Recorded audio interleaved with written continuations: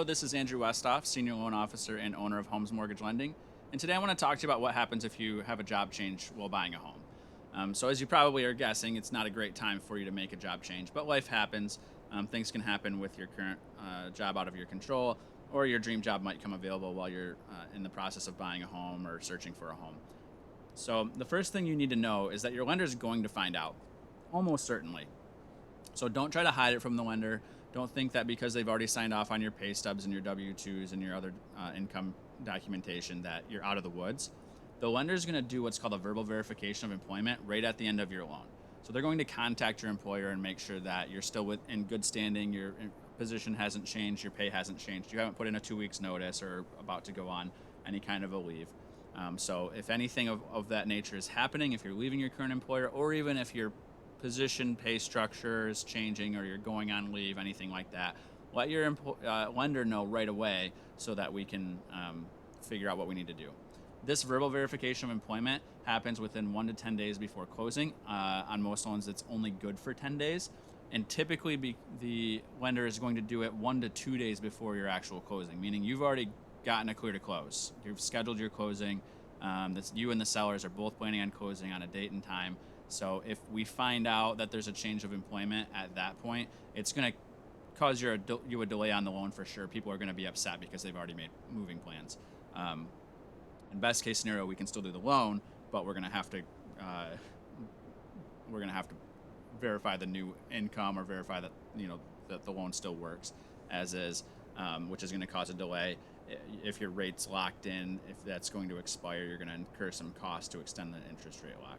So long story short, the later the lender finds out, the harder it will be, both just to make the logistics of the loan work, as well as potentially financially if you have to extend an interest rate lock. So quick tips: if possible, don't make any employment changes while buying a home. But we know that that's not always possible. But if you're kind of on the fence and want to start applying for new positions, probably wait until after your loan closes to do that. If you make a job change a month after your loan closes, or a year after your loan closes, or 10 years after your loan closes, it doesn't matter. The lenders can't do anything at that point. You're perfectly within your rights to make employment changes. We're basing your income on your current income, and we know people change jobs after the loan closes. We're not going to cancel your loan or anything like that.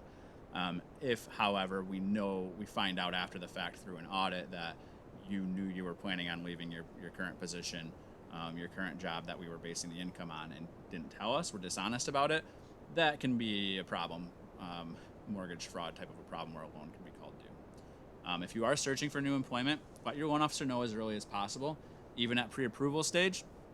That way we can troubleshoot things. So if your new income is going to be higher, usually it's going to be better for the loan, so we can use that new income. But there's a lot of logistics, such as your start date being the biggest one. We need to get certain documentation from the new employer. So we want to go through all of those ins and outs so you're on the same page with us and how that potential employment change is going to affect things. We also want to go through things like how that pay is structured. So even if it's higher, but it's heavily commission or bonus or overtime based, things that are variable, that could cause issues for you being able to qualify. It isn't oftentimes too, if there's multiple borrowers on the loan, if maybe that we don't need all of the income, maybe it's not such a big deal. I've had it before where I've had clients where I knew they were actively searching for employment and we didn't actually need their income to qualify for the loan. So just to make things a lot easier, we just didn't use the income at their current job because we didn't know if it was going to change or not change while the loan was in process. So there's a lot of ins and outs with it. So let your loan officer know right away if something happens. If heaven forbid you lose your job, you get laid off, you get let go, something of that nature, let your loan officer know right away. So again, we can kind of see if there's any options to still do the loan, first and foremost, such as using your co-borrower's income. If there's not a co-borrower on the loan, maybe adding them, even possibly a non-occupying co-borrower, which is basically a co-signer like a parent or other relative, to make the loan work. If we can't make the loan work, it's still going to be best to let us know as soon as possible, to try to alleviate the stress of hoping that the loan's just going to close. As I mentioned before, we're going to do that verbal verification right at the end of the loan. So don't think, hey, I'm just not going to tell anybody and hope that this closes.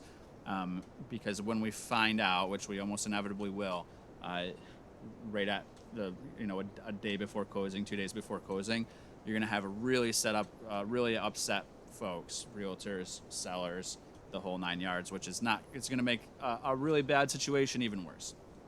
So let us know as soon as possible. I don't know any good loan officers or realtors that are going to get upset with you if you have an issue with employment where you unexpectedly lose a job.